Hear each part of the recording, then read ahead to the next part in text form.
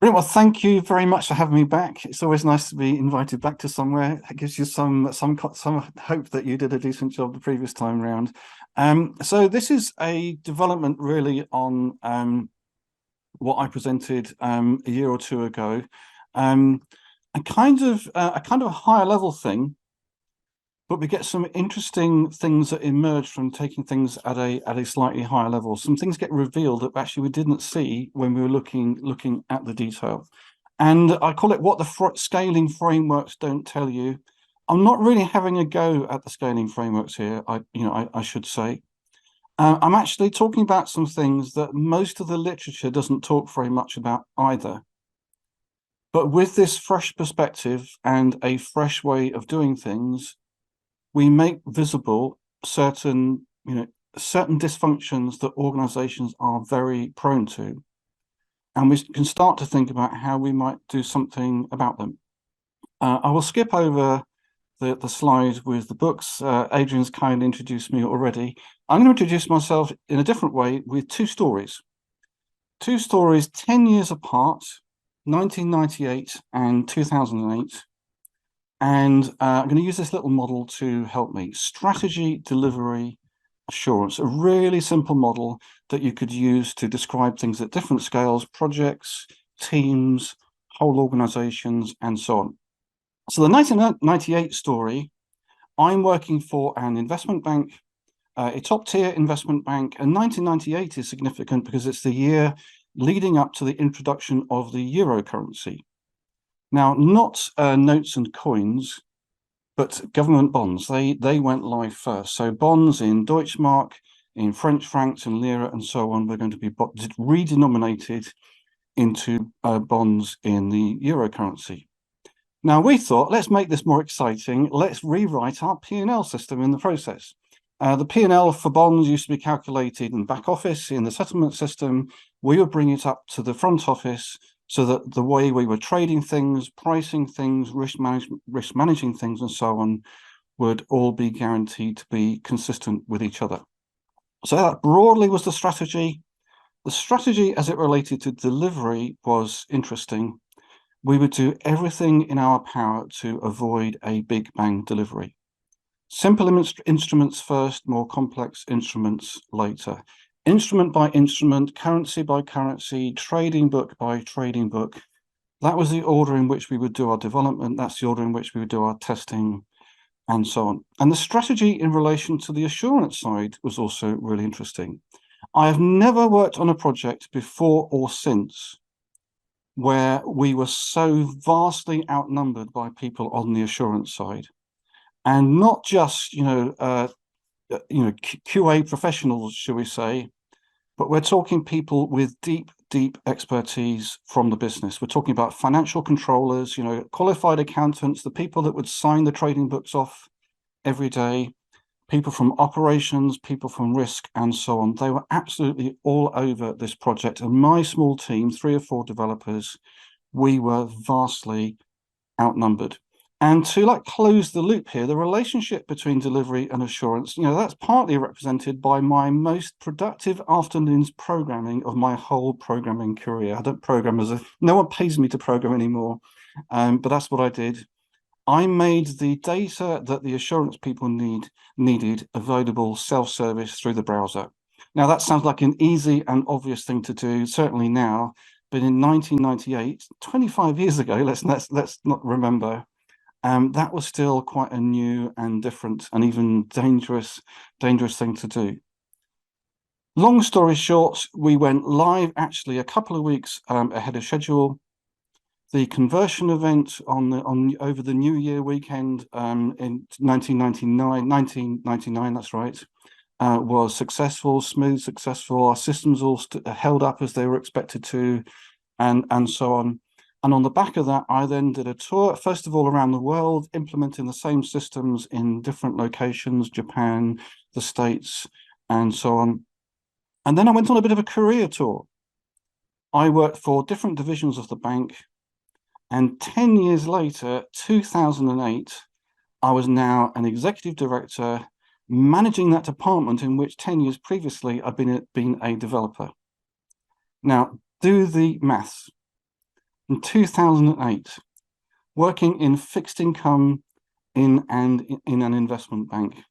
Now, if you know anything about banking, you know your financial history. We are talking the middle of the credit crisis. And I'm not going to go into detail, but that was not in a good way, the most intense time in my whole career. Now, I'm not going to talk about what I was doing then. I'm going to talk about the circumstances that led to it. I will tell you now that the bank involved was UBS. And they were, in the end, actually very honest and open about what happened. It was very well documented and so on. Strategy, delivery, assurance, again, to explain it. The strategy, well, they engaged one of the big consultancies, and you can probably guess which one, but I'm not going to name them, to do a benchmarking study. And that was to compare UBS with its peers. What should we be doing more of? What should we be doing less of? And so on. You know, a not very exciting approach to strategy. Now, what made this exciting, and again, not in a good way, is that the recommendation from the consultants was that you should be doing a lot more in US mortgage-backed securities. If you've watched The Big Short, really entertaining film as well as educational film, you can guess what a catastrophic piece of advice that was.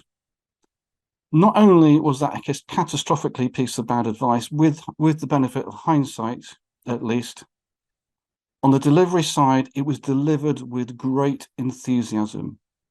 Actually, scandalous levels of enthusiasm. Swiss Treasury sold their gold bars under Bahnhofstrasse, figuratively speaking, and invested in these US mortgage-backed securities, a crazy thing for Treasury to be doing. And assurance, well, against the strength with which that strategy was held, the enthusiasm with which it was delivered, they just didn't stand a chance. There was actually the research department of the bank was actually telling the bank's own clients not to invest in this stuff. And yet the bank was getting itself into deeper and deeper trouble. When the final reckoning was done, they had lost $50 billion. I mean, for any organization, a $50 billion loss is catastrophic. It very nearly killed the bank. They had to be rescued. They had to be bailed out, not just by the national authorities, but by sovereign wealth funds and various other huge investors. They have recovered. Some of you will know that they took over Credit Suisse this year, but that was, by any definition, a catastrophe.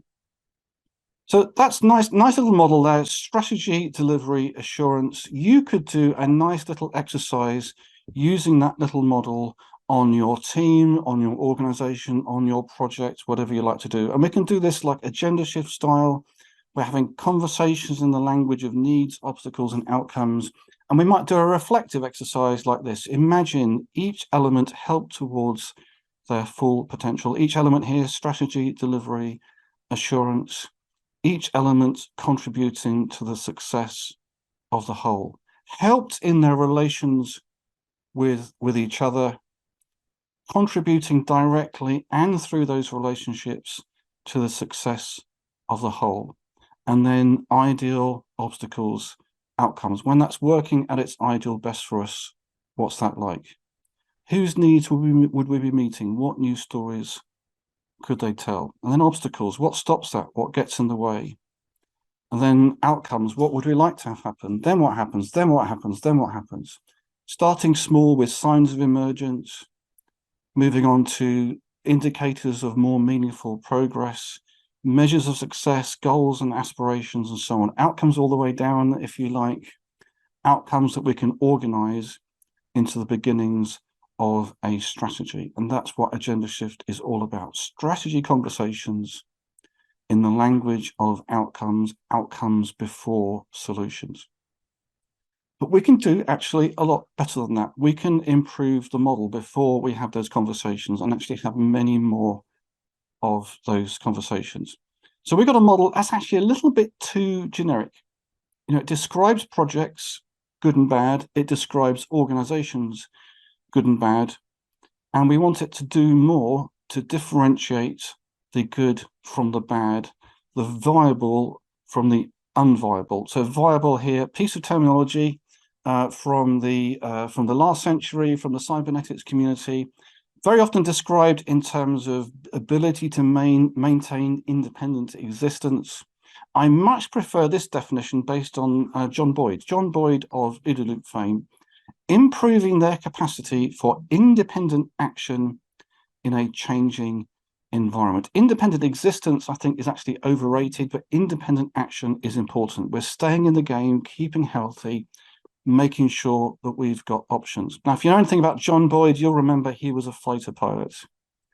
If you're a fighter pilot, you don't want to be running out of options, and that explains a lot of his work. Now, we can improve the model with this idea of viability in mind. So how do we stay in the game, keep healthy, always have options? Well, first of all, delivery turns into what I call delivery, discovery, renewal. It's not enough just to be delivering. We need to find out what we should and could be delivering.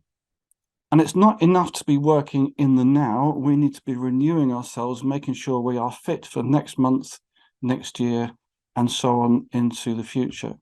And we need to guide that somehow. We need to be strategizing, creating those options. This is adaptive strategizing, not just responding to change, but proactively understanding how the world is outside of us, understanding how we are internally, and managing options appropriately. And for slightly technical reasons, but really important and deep reasons, assurance becomes mutual trust building. All this is for nothing if adaptive strategizing and delivery, discovery, renewal aren't talking to each other, aren't speaking the same language.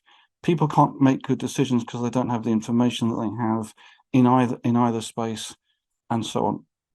So adaptive strategizing, delivery, discovery, renewal, mutual trust building, 3 spaces, as I call them. I've redrawn them because they are intimately connected. They overlap. They share some internal structure. Now, that internal structure is from the viable system model by Stafford Beer. You know, perhaps the crowning achievement of the cybernetics community last century. But I'm using it in a very different way, not just controlling the amount of detail that you see, only, focusing on different areas as we need to, perhaps zooming up to this top view at times, rethinking the relationships between these different areas. Not just the fact that it exposes in a new way the relationships between different scales of organization, between people and teams, between teams and team of teams or multi-team systems, whatever you want to call them, between them and departments, divisions, the whole organization, and so on. We can start to explore the relationships between scales, 4 strands to this relationship between scales: structuring, translating, reconciling, connecting. Put all that together, we've got a relational scale, a relational model. It's all about relationships between spaces, relationships between systems, relationships between people and teams, between people and their work, people and their workload, all these different relationships. It's an every scale model. It works at all of the scales that I've mentioned, and it's a complexity-friendly model as well. When you've got relationships, lots of them, when you've got lots of actors in a system, many of them that have autonomy, and that's something that we promote, promoting individual autonomy, team of team autonomy, and so on, you're in the realms of complexity. And furthermore, we recognize that nobody has a complete view on the whole system. We've got to embrace multiple perspectives, except that people will always have multiple perspectives. Even an individual will have multiple perspectives. They will identify, but perhaps with multiple scopes in the organization. And as we bring people together, they will have different perspectives on the challenges and opportunities of the organization. So we're striving for mutual relationships in healthy and productive balance between and across scales, addressing the tendencies for relationships to overwhelm, underwhelm, or confuse the parties at the different ends of those relationships, and lots of opportunity to apply relevant theory in context. So if you know anything about cybernetics, you'll know that information theory was the dominating mathematics of it all. If you know anything about lean, you know that queuing theory can be really helpful when you're looking at certainly process issues, if not organizational issues. Things like psychology, human psychology, social psychology, organizational psychology, they have a lot to contribute to relationships as well, and so on, and so on, and so on. So we're making a relational model, a complexity-aware model, and so on. So that's all quite abstract. I will certainly admit that from the off. We're going to make that more concrete, more visual as well. And to help me do that, I'm going to use a model from my friend Klaus Leopold. He wrote a great book called Rethinking Agile, and it's talking about agile delivery, business agility at different scales of organization, and a bit about how they relate to each other. So I'll just quickly introduce flight levels. So we'll start with the team. Now, he and I both like to represent teams with a Kanban board, not because we are insisting that teams must be using Kanban boards, but just because it's actually really convenient. It helps us visualize what the teams are doing, what their kind of process is, what work they are doing, what their workload looks like, how things flow, and so on. So our basic lowest level unit is a team with the capability to deliver, cross-functional team with some autonomy of their own, all the things that we associate with good teams. Teams like that can deliver a lot on their own, and I'm sure everyone on this call will recognize that teams can do fantastic things on their own, but sometimes they need to work with other teams. They need to assemble themselves into value streams. And in Klaus's model, flight level 1 operations is all the value streams of your organization. Now, thinking back to my banking experience, we could achieve some amazing things just with teams talking to each other, just with teams working together. But there does come a time when, in order to achieve a particular business outcome at the particular time that it's needed, that some kind of high-level coordination is needed. If we're going to achieve this by then, we're going to need this kind of budget. We're going to need to start the work over here at this kind of time. We're going to be integrating, and how we're going to do that, how we're going to agree protocols, all those kinds of things. Then there will be occasions where some high-level coordination will be needed. And that is flight level 2 in Klaus's model. And they can achieve things that value streams on their own can't achieve, that teams on their own can't achieve. But even they can't make sure that overall we've got the right mix of work, that we've got the work that we need that's going to help meet our strategic objectives, that we've got the right mix of work in terms of our risk appetite, and so on, and so on, and so on. So this is a level of strategic portfolio management, looking at the mix of work overall. So that is flight levels. 3 levels: operations, coordination, strategic portfolio management. Now, let's bring our 2 models together. Or rather, why do we need other models to help us? Why do we need other models of organization to help us understand why flow is or isn't happening? And the problem is that pain that we experience locally can have its sources remotely. And when I say sources, I'm not really talking about root causes. I'm saying because that is oversimplifying it. But there are organizational dysfunctions that may be distant from the teams or the people doing the work where the actual pain is experienced. So local problem or referred pain. And we're going to go through those 4 strands of relationship now: structuring, translating, reconciling, connecting, and seeing how some of the pain that you might be experiencing locally might be caused by something structural. So first example, structures with poor fit. Now the general problem is that you've got an organization structure that's not a good fit for the environment that it serves. And the knock-on effect of that is that the challenges that arrive at your organization don't have a natural home in the organization. Now, a very common scenario is small problems, small challenges, small pieces of work. That's completely fine. You can find a team who can pick that piece of work up. The really big things, again, actually not that big a problem. That's what you have sponsors for. That's what you have PMOs for, all those kinds of things. If someone senior enough recognizes the problem and can own the problem, then you stand a chance of it being dealt with. And the problem comes is with these like intermediate scale things that perhaps don't have a natural home in the organization, can't be mapped to a team, can't be mapped to the PMO. I had a client once where the small things, they had two kinds of work. Small pieces of work that paid for themselves within a year that could be done by one team. And things that were on the 7-year plan. It was a regulated, it was in the regulated industry, I should say, but things were on the 7-year plan agreed with the regulator. There was no middle ground. Now, that is an extreme example, but I have seen less extreme examples, and I think they're more common than perhaps we like to admit. You know, some challenges in the end go unaddressed, perhaps at great cost to the organization because there's just nowhere to hang them. So how do we deal with this? Well, something from the Agendashift Outside-In Strategy Review. There's just a phrase here I've pulled out from it.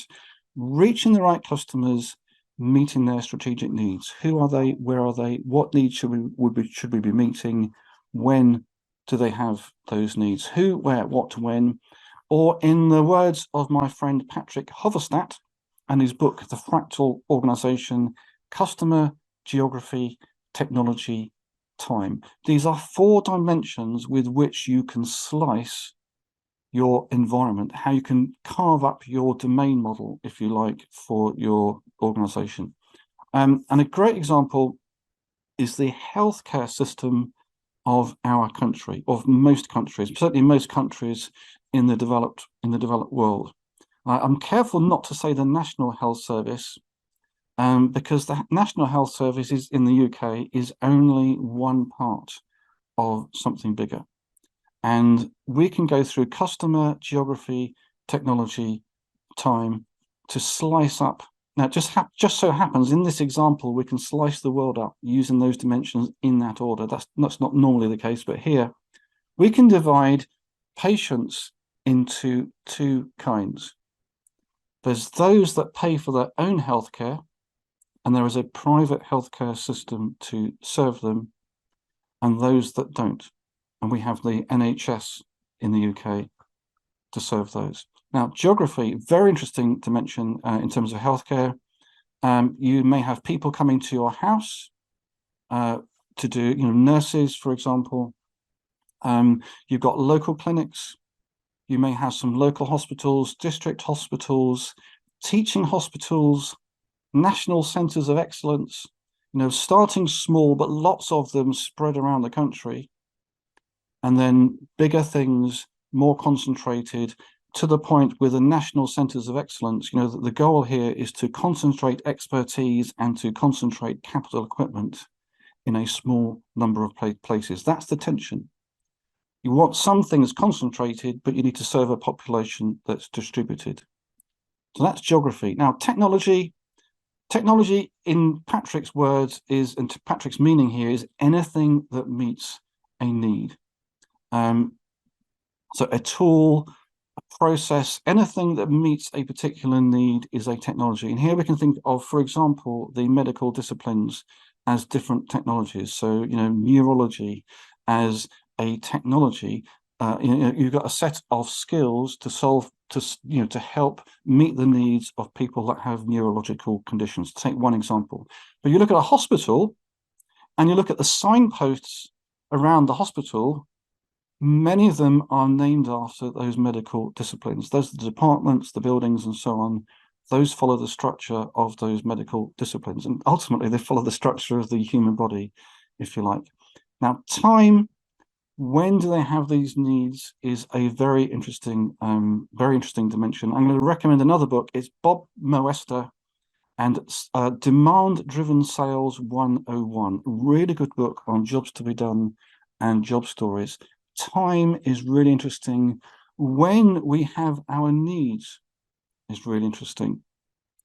And how those evolve over time is really interesting. And how our relationship with the organization changes over time is really interesting. So you could, for example, have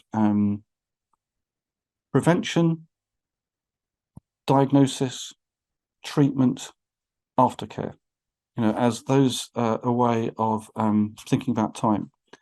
You could have fertility, maternity, and so on through, children, adult, geriatric medicine, and so on. Our relationship with the healthcare system evolves over time.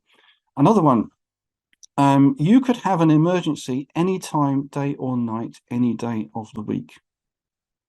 But people can't work 24/7. And so the way that teams in the emergency departments are organized, that also reflects a time dimension. So who, where, what, when, customer, geography, technology, time, a really interesting way of carving up the world and understanding how well does our organization structure meet that external environment. So that's problem one. Problem two, the wrong things managed in the wrong places. Now we are talking translating now. So let's zoom in a bit, drill down. We've got work flowing across our value stream. And the question is, well, how do we represent that at the next level up? Perhaps the question should be, well, even should we represent that at a level up? Certainly, does it need to be represented as another sticky note moving across? I mean, it clearly would be ridiculous if every piece of work in every value stream was represented by a sticky note at that highest level. That can't be right. What do we do about it? Well, the questions to ask are around ends and means. So when you're thinking about user stories or job stories, what's the so that of this piece of work? Or using sort of questions of inquiry like then what happens and why is that important? Why is this feature important? When we've deployed this, then what happens? And you're starting to get to the ends of the means of the thing that you're working in, making that distinction between means and ends. Now, here is the thing to remember. If after you've understood what the ends are for the means that you are working on, if you have exactly the same answers at one level and the level above, it's quite possible that one of those levels, probably the higher one, isn't adding a great deal of value of its own, doesn't really have a strategy of its own. It is just the sum of the parts that it contains. If you have a strategy at every level and you have measures of success at every level, and those strategies are managed at each level, you would expect some of their measures of success at least to be different, at least in terms of time span, for example, or in terms of scale, and so on. When we do ask, then what happens, why is that important, and so on, we can start to come up with some measures. And when we've got measures, that means we don't have to represent individual work items. We can represent the progress that we are making, measure how well we are actually meeting needs. If we've got multiple of those, we can divide those into leading and lagging. And when we've got enough of them, and we're managing at each level to appropriate timescales, to appropriate customer needs, to appropriate strategic needs, appropriate strategic goals, and so on, we should get that separation. And if there wasn't enough strategy at that higher level before, well, perhaps there will be now. A very bottom-up way of doing strategy, but it is at least a start. Now, around means and ends, there are some other dysfunctions. For example, if the higher level is trying to manage the means at the lower level, that is micromanaging, that is dysfunctional. But it can work the other way as well. For example, the high level may expect the lower level to be responsible for ends at the high level, to be responsible for business outcomes at the higher level. You may be setting up someone for failure, someone who doesn't have the authority to deliver business outcomes at that high level. When we hear people in projects complain, we're lacking the sponsorship, for example, I believe that's a lot of what's happening. That is projects set up with responsibility for outcomes, perhaps the outcomes the project was originally sold on, but there's no one at that higher level, at that sponsorship level, actually taking responsibility for those business outcomes being achieved. So the right things managed in the right place. Properly separating means and ends can help us design better systems, and help us make sure we've got the right strategy in the right place. We can also make sure we've got the right things managed in the right places as well, the right things managed at the right level. That's problem 2, or a couple of problems there. Problem 3 is dealing poorly with surprise. So we've got a new piece of work arriving in our backlog. We've got a unexpectedly poor response from the customer on a piece of work that we've delivered, something we didn't understand about the customer need, or something upstairs is surprising us. They're thinking about things in a new way, or there's a new strategic objective we weren't expecting, and so on. Now, there's a whole ladder of things that there's a whole ladder of responses when surprise comes. When I say surprise, I'm meaning that kind of in the mathematical sense. Surprise is information. What do we do with it? Now, we could just ignore it. This is just noise. This is a one-off. We're not going to see this again. And that might actually be the very sensible thing to do. You might decide, well, until we see this again, until we see that there is a pattern, we are just going to ignore it. That might be a catastrophe, might be the right thing. Again, we could decide to adjust. Okay, we've got this new information and we're going to steer a bit as a result of this new information. It doesn't fundamentally change what we are trying to achieve or significantly change how we're going to achieve it, but we're going to take this piece of information on board and do something with it. We might decide that we need to share it with our peers, share it with levels above, share it with levels below, or we might decide, well, we're just going to be generating noise, creating a distraction, were we to share it. Again, that might be right, might be wrong. Already quite a lot of opportunities to make the wrong decision. Strategize. So strategize, I just mean coming up with different options. What are the different ways in which we could respond to this surprising information? Reconcile. Now we've got some ideas of how we might respond to this surprising information. Those around us, peers above, below, again, they will have their ideas on how they might respond to this piece of surprising information. Now we need to make some choices so that collectively our response is coherent. That's what I mean by reconciliation. And when we've got that at that basic level of agreeing how we're going to interpret this information, this surprise, and how roughly we are going to respond to it, we can think about structuring ourselves and our response to that information. Now, everything I've just described, this is easy and natural at team level. Teams do this all the time. Teams receive new information, whether it's in the form of feedback or whether it's in the form of new pieces of work, and they organize a response to it. That's what teams do. The trouble is, at higher levels of organization, it's much easier to make the decision that doesn't change anything.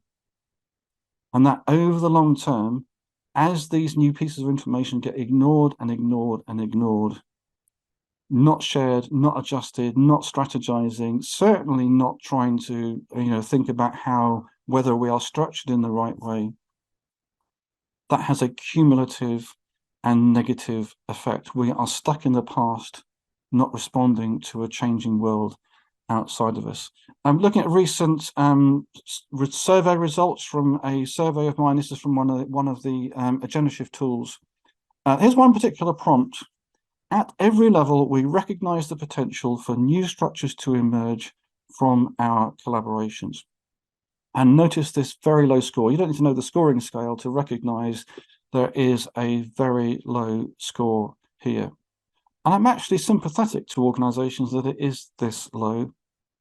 It's hard to make decisions that challenge how we are currently organised, that challenge how we currently understand the world, all those kinds of things.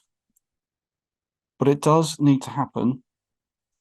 Now, fortunately, there are some organisational mechanisms that can sit outside the formal structure, outside the formal process, and make up for some of these problems and help reveal to the organisation that perhaps there is something that we need to change. That is what trust building is all about. Connecting is part of that. And I won't address the whole issue here, but we will look at connecting in an interesting way. Now, let's start again drilling down. Let's think the problem here is a disappointed customer and or a disappointed organisation. The customer doesn't like what they've received, and whether or not the customer liked what they received, the organisation is disappointed by some of the choices that you made, choices that were different to organisational expectations, organisational policy, and so on. So let's sort of work backwards to where it went wrong and to what I call failures of context. So failures of context are where you don't have the context you need to make a good decision, whether that's a delivery-related decision or a strategy-related decision. From my own experience, and before I was at UBS, I worked for another well-known bank. I won't name them, but they were famously aggressive bank. Their traders, the trading floor was a place of paranoia. One trader would not know or not know what their neighbor was doing, would not want their neighbor to know what they were doing. I was working on the trading floor as what's called a desk developer, trader actually working for a trader on the trading floor. And I wasn't allowed to know his strategy either. And that made things very difficult for me. I didn't know whether this was something I needed to deliver super quickly, it was needed like yesterday, or it was something that was going to be the platform for something else. And so often I got that wrong, frustrated at how long something took, or I'd build something that worked, but I'd then have to throw away. Very, very frustrating. I was a consultant, a contractor. I was actually offered a permanent role at the end of my 3-month contract, but I wasn't going to work any longer than I had to in an environment with such as little trust as that. So that's the problem, failures of context. How do we address them? Now, I'm going to share something that once you've seen it, you can't unsee it. So I'm going to give you that health warning now. And what we're going to do is think of every vertical line here as a relationship. Now, a relationship not just being between adjacent activities, but a relationship between all that went before and all that goes after, all the upstream, all the downstream, the relationship between the two.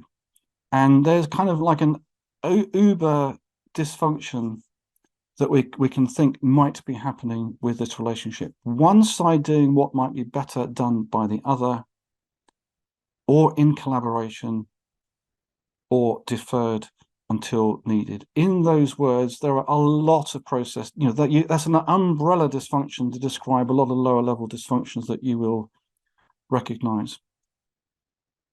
But I'm inviting you to think about every one of these vertical lines as a relationship, potentially with this kind of dysfunction or one of the dysfunctions alluded to in this bigger dysfunction. So what might you do about it?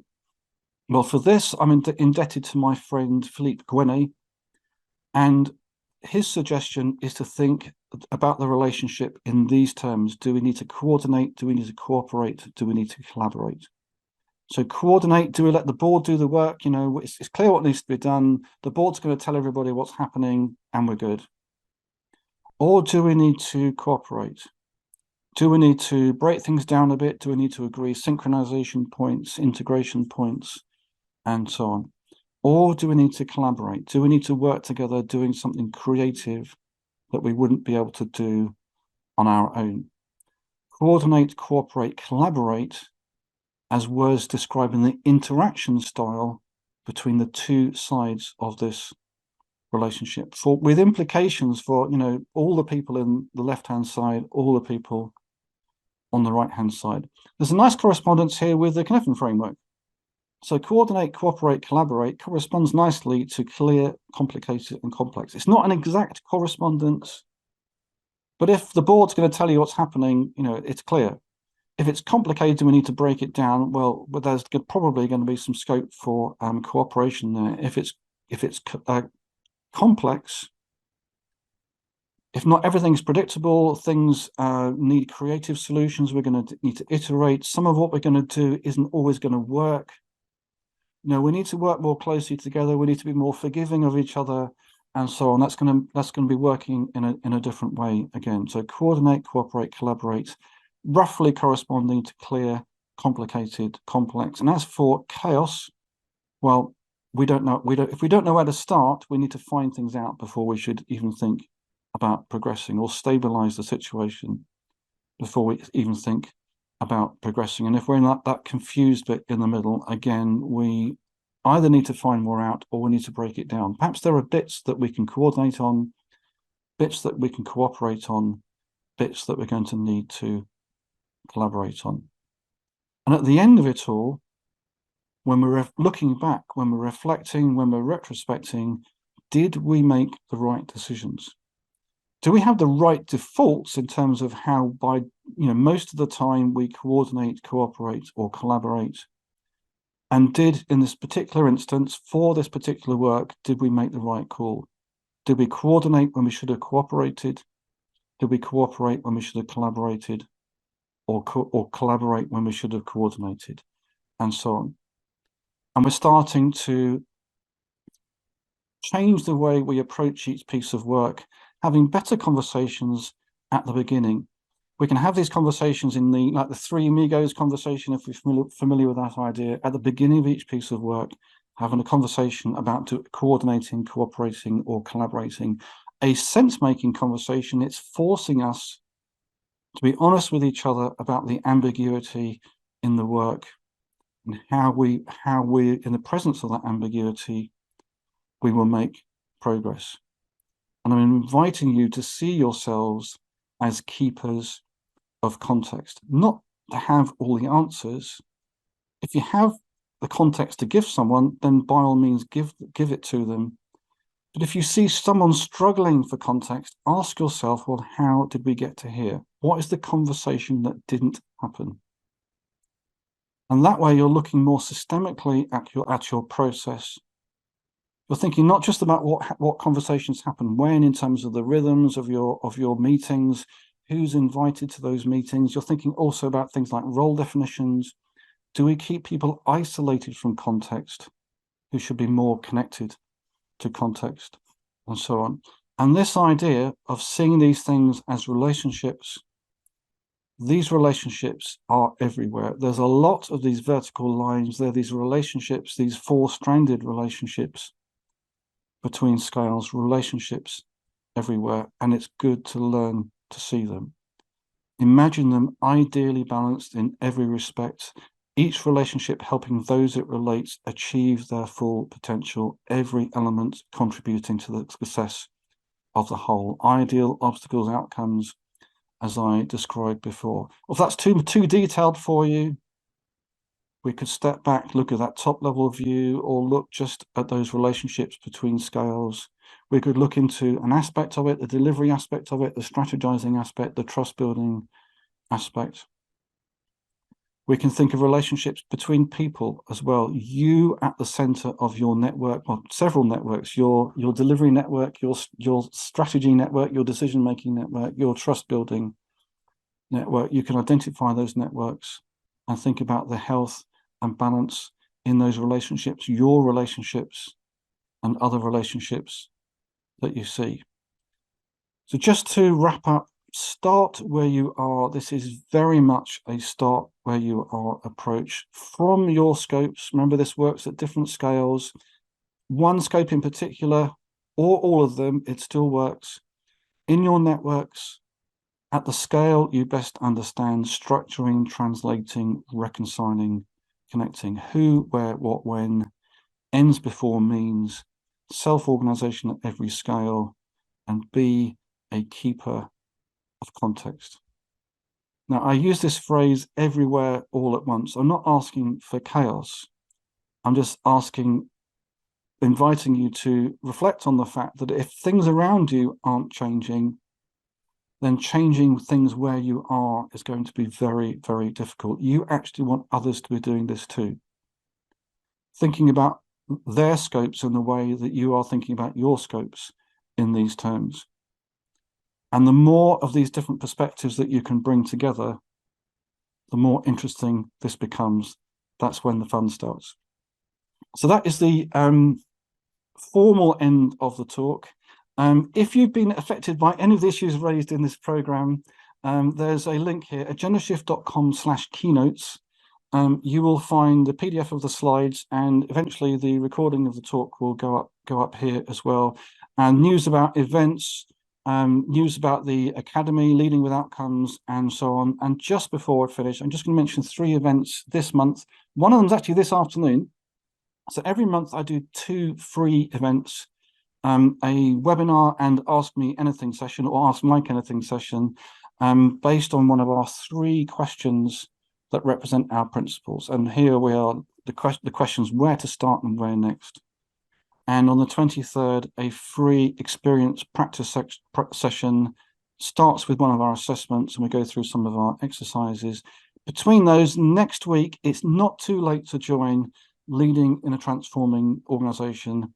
And we're going to be going into it's all about this organizational model and all about having conversations in the language of needs, obstacles, and outcomes, a very 21st century way of approaching some classic ideas from the last century, not taking an engineering approach, but taking a dialogic and complexity aware approach to it.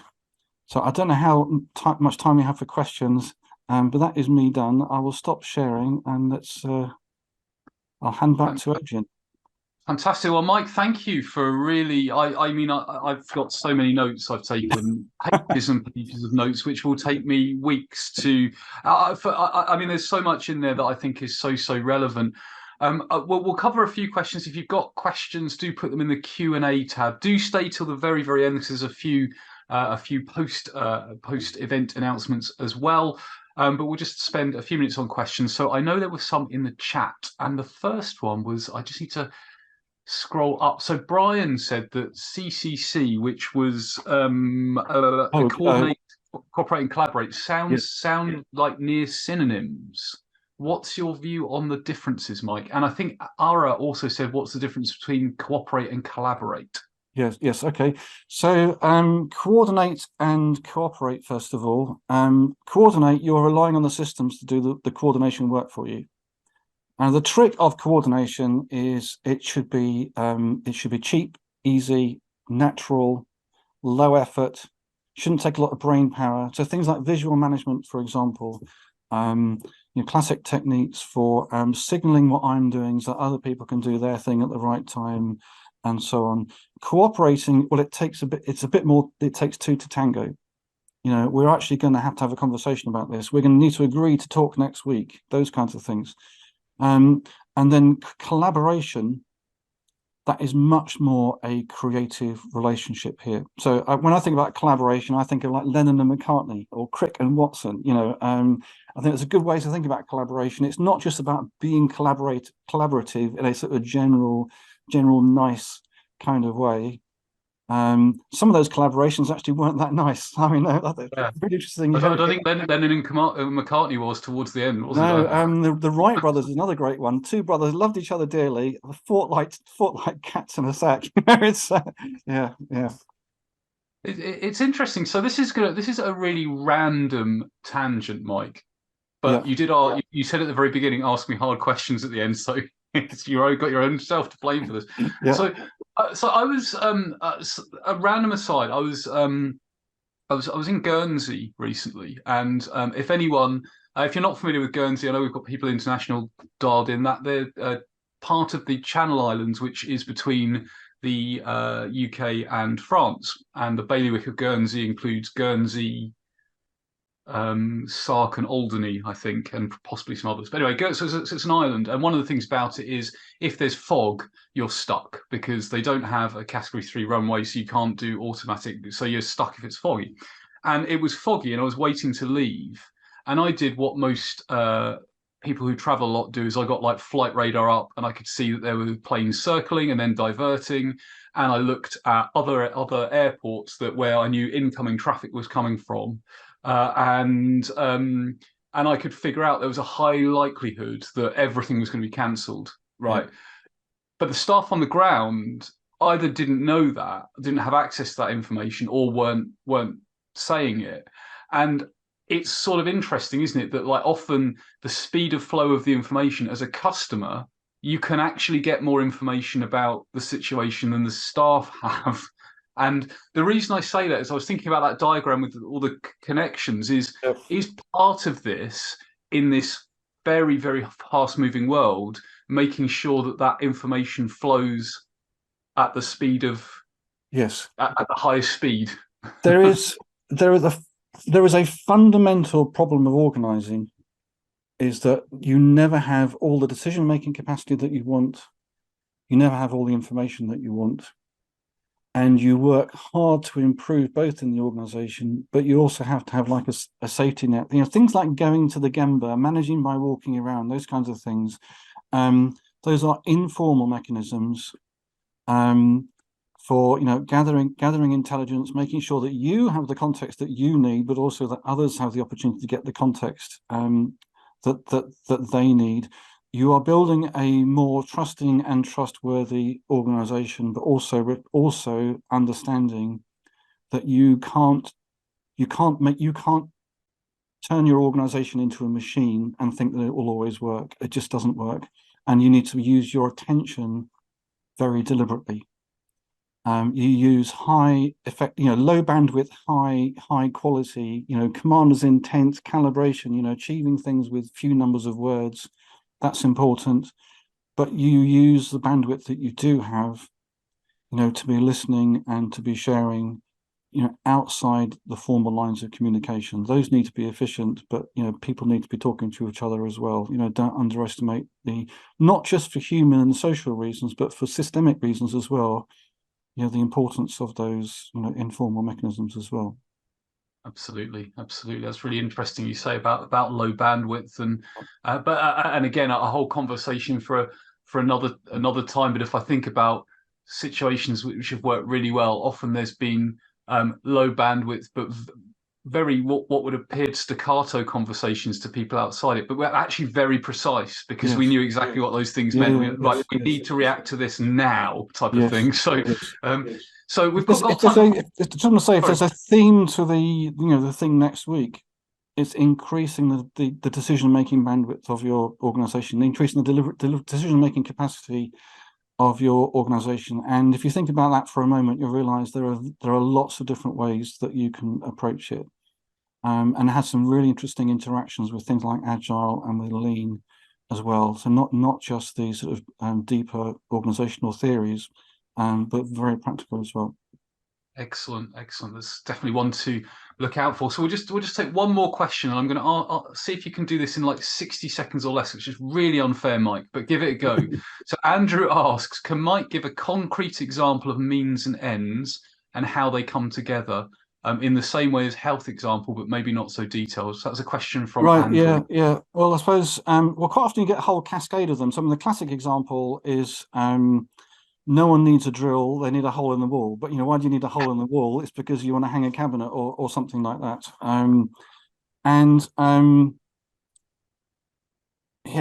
I think of examples, for almost any, when you buy anything, you buy it so that you can do something. I had a sat nav that had a feature that was buried in 7 layers of menu. But it didn't understand that I wanted to know what my next turning was when I left the motorway. So it's, the means was the turn list, but the situation of need was the leaving the motorway at high speed, wanting to know what my next turning was, and whether it's in product development or in organizations, we are so distracted by our solutions, we actually forget why we're even building them, and I could spend hours on that topic, but separating means and ends is absolutely vital. Yeah. Completely agree. Well, Mike, fantastic. Thank you so much for spending time. I'm sure people will want to follow you, find out more about what you do.